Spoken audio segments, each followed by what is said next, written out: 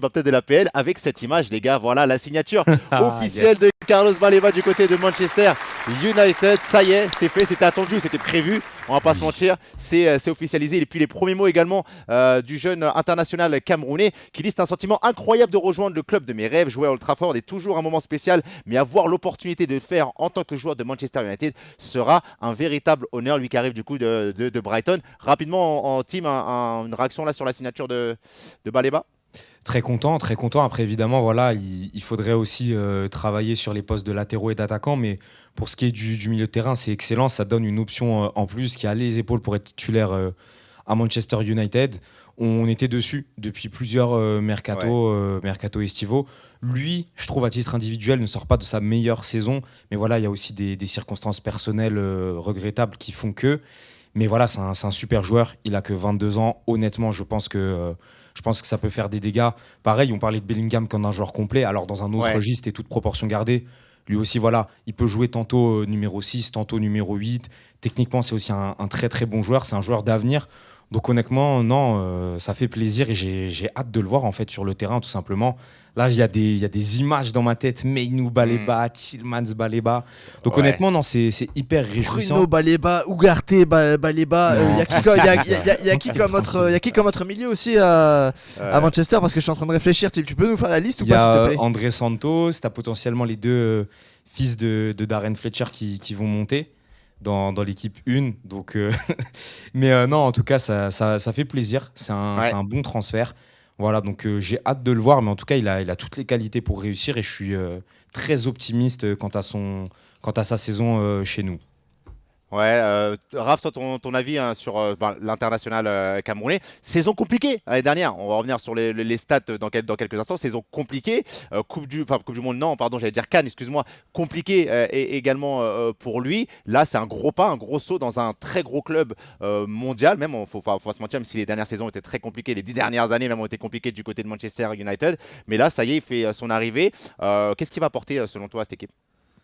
Je pense un peu plus de solidité et réussir à faire cette liaison en fait entre la défense et l'attaque, vraiment ce côté box-to-box que j'aime beaucoup chez lui. Après, je trouve que par exemple, il l'a peut-être un peu plus qu'un Tillmans qui lui est plus dans la passe alors que Baleba est plus dans la percussion. Donc Mhm. je suis curieux de voir, je pense qu'il peut prendre, il peut prendre de l'épaisseur aussi. Après, on verra. J'espère que le train n'est pas passé pour Baleba. Évidemment, il est jeune, hein, mais qu'il ait du mal à revenir à ce niveau qu'on avait vu il y a 2 ans à Brighton. Et très bonne recrue. Le seul problème étant que c'est le 18e milieu de terrain que recrute Manchester United sur ce mercato et que tu n'as toujours pas Ouais. d'ailier, t'as toujours pas de défenseur gauche parce que Luke Shaw c'est bien, mais il faut voir autre chose. Tu t'as toujours pas de défenseur central. Enfin, il y a des gros manques dans cette équipe et tu continues à recruter encore. C'est le troisième milieu de terrain sur ce mercato. Je trouve que ça fait beaucoup. Ouais, ça fait beaucoup, sachant que tu as Kobe Mainu qui lui aussi ben, va peut-être se poser des questions. Arrive un moment, hein, tu as Tillmans, t'as Santos qui est là, il y a énormément de monde. La saison dernière, hein, je le disais, saison compliquée pour lui, Tim, et tu vas pouvoir nous en dire peut-être un petit peu plus également. Hein, elle a été aucunement décisive, que ce soit en première ligue, que ce soit dans les différentes coupes et également pour Brighton. 35 matchs, hein, plus de quasiment 2000 minutes de jouer pour lui. Est-ce que c'est pas une crainte quand même d'avoir un joueur qui a réalisé une saison dernière compliquée? C'est la saison d'avant, hein, plutôt 24-25, où on l'a Mm. vraiment vu pour le coup. Là, c'est un peu plus compliqué. Est-ce que c'est pas peut-être un risque? Forcément, c'est un risque parce que voilà, ça reste un jeune joueur. Il a montré sur la saison dernière qu'il avait un petit peu plus de mal. Voilà, comme le dit Djadji, évidemment, Ouais. c'était pas un titulaire en Son puissance, année comme précédente, il s'est tu l'as fait dit. bench par Milner, putain, l'ancien. Cela dit, oui, L'ancien de oui, fou. gros prospect. Ouais. Mais voilà, après, peut-être que lui aussi avait besoin de changer d'air, avait besoin d'un nouveau challenge, de découvrir un autre environnement pour retrouver son niveau.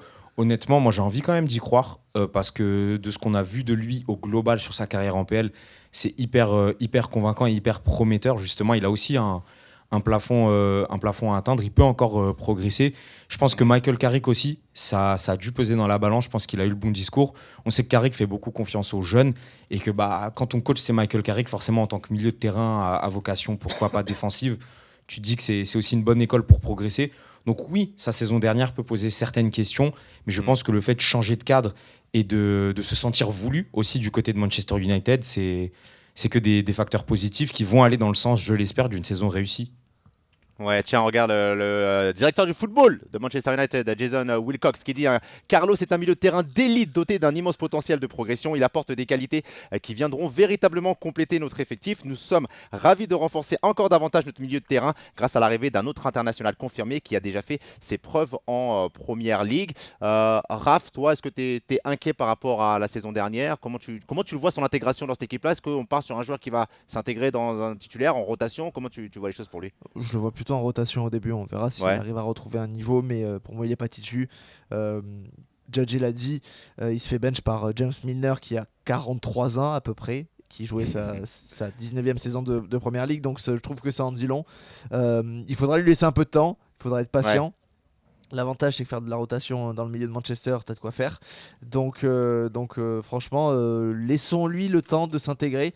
Après, je trouve qu'on en dit beaucoup parce que quand on dit un milieu de terrain d'élite, ouais, dosons un peu. Élite, la série à limite, la série sur Netflix, mais sinon, d'élite dans le football mondial, je suis pas tout à fait d'accord. Ouais, ce que je vais vous montrer également, les gars, par rapport à ça, c'est le prix, parce qu'on parle d'un prix quand même assez important pour lui. Bah, après, 80. c'est la PL, les gars, hein, il n'y a plus rien d'étonnant avec la PL, mais Carlos Baleba, l'international camerounais, qui signe pour 76 millions d'euros, plus 6 millions de bonus. Est-ce que tu es étonné, Tim, pardon, de ce montant pour lui? Forcément, si tu fais le rapprochement bas les bas et potentiellement plus de 80 millions, c'est vrai que ça fait tiquer. Après, voilà, il y a aussi la réalité du marché à prendre en compte. On va pas Ouais, comparer Elliot Anderson à 130 millions, les rumeurs sur le prix d'Ayoub Boadi, etc., parce que c'est des contextes différents. Mais voilà, tu sais que c'est d'un club anglais à un autre. Brighton a conscience que United est capable de mettre les moyens. Je pense qu'aussi que Baleba était une priorité pour Manchester United. Donc voilà, on connaît les Mancuniens quand il s'agit de mettre le prix pour des joueurs qu'ils estiment être leur priorité. Donc non, ça ne m'étonne pas. Et ce qui est bien, c'est que comme il y a eu plein de transferts de ce type-là cet été, notamment en PL, au moins son prix ne sera pas vecteur de trop de pression. Je pense évidemment qu'on en parlera, mais ce ne ouais. sera pas comparable à des Elliot Anderson ou même à des Morgan Rogers qu'on évoquait précédemment. Ouais, on parlait du montant, je passe la parole Raph, juste rapidement lire les commentaires. Il y a Oka JK qui nous dit apparemment Baleba a eu une saison compliquée l'année dernière parce Ouais. que je crois que le transfert avorté à Manchester United l'a affecté et aussi il a perdu un proche, je crois. Tout ça doit peut-être jouer, bah, forcément. Mais il était sur les tablettes de pas mal de clubs, notamment le Paris Saint-Germain aussi. Enfin, assez loin quand même malgré tout. Mais l'année dernière, c'est un joueur qui est super intéressant. Michael qui nous dit un beau recrutement pour le deuxième club du Royaume. Et Djadji qui dit dans les stats avancées, il est très haut, notamment pour faire progresser la balle. On va parler de ça justement, de ses qualités. Mais d'abord, juste ton avis, toi, Raph, sur le montant qu'on a évoqué pour le transfert de Carlos Baleba, 76 millions d'euros plus 6 millions de bonus. À voir si ces bonus sont facilement atteignables ou pas. Mais qu'est-ce que tu dis de cette somme? Que c'est beaucoup trop, mais que dans le marché d'aujourd'hui, c'est le prix moyen d'un joueur qui sort d'une saison très moyenne. Donc, et encore plus quand c'est entre clubs anglais. Donc, juste, tu es dans une logique qui est complètement délirante et qui n'a aucun sens. Mais Ouais. continuons d'y aller comme ça, ma foi. Parce qu'au final, t'as mis quoi, 66 sur Santos? Non, moins, je n'ai pas les sommes C'était exactes combien en tête, je vais mais les sortir, mais c'est ouais, un vas-y. petit peu moins, il me semble quand même. T'es sûr de ça? Il Ça me doit semble être qu'on n'est quelque pas loin, chose hein. autour de 55. De toute Oui, façon, je crois que ouais. c'est 55 ou 60, quelque chose comme ça. Mais Tillman, ça coûtait moins cher Oui, que ça c'est qu'André 45. Santos. Ça, il a Ouais, 45. On parle ça, on est de d'accord. 56,3 millions d'euros ouais, c'est ça. pour, Ouais, euh, 56. pour Santos. Ouais. Ça fait 56, 80 pour Baleba. Je trouve que c'est très cher pour des joueurs qui ont pas vraiment d'énormes références. Mais après, on verra. Laissons du temps.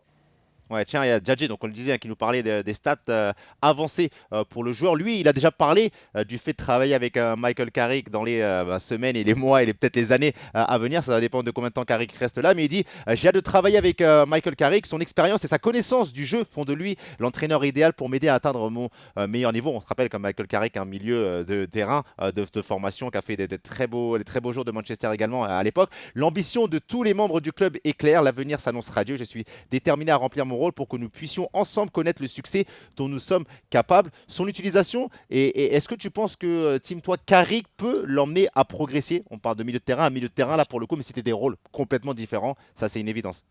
Tim. Oui, moi je pense qu'il peut le faire progresser. En plus, ce qui est bien, c'est que du coup, comme il y a un milieu de terrain quand même assez garni du côté de Manchester United, il aura, je pense, au long de la saison, l'occasion d'évoluer avec différents profils. des Mainou, des Tillmans, des Santos, même Ugarte Ouais. s'il peut rejouer d'ici la fin de la saison. Mais en fait, tu dois t'adapter parce que c'est pas les mêmes caractéristiques, ce sera sûrement pas les mêmes consignes. Les adversaires aussi que tu vas rencontrer vont faire que tu vas devoir varier les registres. Donc ça, pour le coup, je pense que au niveau de la polyvalence, il va énormément progresser. Et puis, pour aussi s'adapter et prendre ses repères au sein de l'équipe et même au sein du club de Manchester United, Michael Carrick, c'est le meilleur point d'appui. Il a quand même passé 12 années au club en tant que joueur. Et pour le coup, c'était quand même un vrai taulier, un joueur très très important. Donc je comprends son enthousiasme de travailler avec Michael Carrick. Et oui, pour moi, il va progresser sous les ordres du coach anglais et prendre aussi en maturité dans son jeu et passer ce fameux step que tout joueur qui quitte Brighton aspire à atteindre, tout simplement. Ouais, complètement. Alors, j'ai eu d'autres informations. Là, on dit que, déjà, je vous le donne, c'est 5 ans, 5 plus 1 au niveau du contrat et on parle de 81 millions d'euros. Donc, finalement, je pense que là, ça parle de bonus inclus pour le joueur de 22 ans. Raph, même question pour toi. Est-ce que Carrick peut faire de Baleba le joueur prometteur qu'il est, vraiment le confirmer? Ouais, parce qu'il laisse sa chance aux jeunes, il n'hésite pas à faire ça. Et que. Et qu'il a tout pour s'épanouir. Après, j'espère que ça va pas trop se marcher dessus avec Mainou. J'ai du mal à les voir les Ouais. deux ensemble parce qu'ils auraient tendance à avoir des Mmh. profils qui sont très similaires. Je sais pas si tu es Je suis pas, d'accord. je trouve que Moi, je les moi, trouve très, je très trouve que similaires. Baleba est beaucoup plus porté vers l'offensive et dans les transitions, Mainou se projette aussi quand même, hein, mine de Ouais, rien, mais hein. je les trouve un peu différents. Tim, tu me diras ce que tu en penses, mais je trouve que Baleba, c'est plus voilà, porter la balle et faire des différences voilà, dans des courses avec la balle. Mais nous, je le vois plus comme un bowler, on va dire. Mais tu me diras ce que tu en penses, Tim, mais vas-y, Raph. Ouais. Non, mais après, je trouve que oui, il y a vraiment moyen de faire quelque chose. J'espère pour lui que ça va lui permettre de se relancer, de retrouver ce niveau-là et d'être ce joueur que voilà, mine de rien, on a tous vu et qu'on a tous, ou qui nous a tous choqués quand il est à Brighton. Donc Mm. oui, ce serait bien. Je pense que Carrick est le bon entraîneur pour faire ça parce qu'il a moyen de lui laisser du temps et c'est une très bonne chose. Ouais, Tim, toi, ton avis justement là sur le duo, en tout cas, Baleba et Mainou, pardon. Bah, Mainou, alors c'est vrai, il y a des similitudes dans les deux profils, évidemment. Mainou aussi, dans sa capacité de projection, est vraiment hyper intéressant. Mais justement, s'il a un Baleba à côté de lui qui porte davantage la balle, Mm. Mainou, pardon, Mainou peut aussi se muer en joueur plus de contrôle. Voilà, contrôler le tempo, mettre le pied sur le ballon, gérer les temps forts et les temps faibles, et devenir un peu le métronome de l'équipe plus qu'il ne le fait d'habitude. Donc honnêtement, voilà, sur certaines rencontres, je pense que ça peut totalement matcher. De toute façon, comme l'a dit Raph, et je suis assez d'accord, au départ, il ne sera pas titulaire. Je pense qu'on va essayer de Ouais, l'intégrer petit à petit, déjà de voir ce que ça donne, tout simplement. Est-ce qu'il a le niveau, à quel point il est en forme ou non, physiquement parlant. Et puis ensuite, on verra, est-ce qu'on va rester en 4-2-3-1, est-ce qu'on va passer à un milieu à 3 aussi. Parce qu'avec tous les milieux de terrain que tu as et la diversité de profils, peut-être que Carrick se résoudra à passer à 3 au milieu. Le chantier en attaque aussi fait que peut-être la structure globale de l'équipe va changer. Donc voilà, il y a ouais. plein de questions à se poser par rapport à ça. Mais je pense que oui, Baleba et Mainou, c'est totalement complémentaire. Baleba et Tillmans Ouais, c'est aussi. ce que nous dit Adrid là. Je suis Akri, pardon. totalement d'accord avec ce qui se dit. Donc voilà, après, il faut voir. Ça dépend aussi du milieu de terrain que tu as en face de toi. Mais sur le Ouais. papier, c'est une association qui fait totalement sens. Clairement. Bon, après, à voir, parce qu'on a du monde maintenant Bien au milieu de sûr. terrain du côté de Manchester United. Ça fait déjà la troisième recrue, hein, si je ne me trompe pas, avec Tillmans, Et avec André Santos. avec André Santos également, qui vient s'ajouter à Kobe Mainoo qui est déjà là. Et puis, ben, ça va être intéressant de voir. Après, encore une fois, il y aura du temps de jeu, parce qu'il y a la Ligue des Sûr. Champions, le retour de la Ligue des Champions du côté d'Old Trafford. Il y a les coupes nationales, il y a le championnat qui est très long, qui est très demandant en PL. On le sait. Moi, c'est des qualités qui sont impressionnantes pour le coup de l'international camerounais dans son rapport au ballon déjà. Je trouve que techniquement parlant, il est très très à l'aise, arrive à se dépatouiller de 3-4 adversaires face à lui. Donc le rapport au ballon est très bon. Dans sa projection aussi, que ce soit pour moi balle au pied, déjà c'est important, de pouvoir faire des différences balle au pied et se projeter vers l'avant, mais aussi dans son jeu de transition long. Il est très bon à ce niveau-là, l'international camerounais gaucher. Donc ça va être intéressant. Je pense qu'il y a une belle marge de progression. Le gros avantage, c'est qu'il connaît la PL. très bien. Il vient de Brighton. Il a fait des saisons compliquées l'année dernière. Mais je ne doute pas que là, cette volonté de vouloir venir à Manchester, le fait d'être heureux, épanoui dans un club où il avait envie d'aller, je pense qu'on peut voir de très très belles choses de sa part. Donc on va suivre ça bien évidemment de très très près.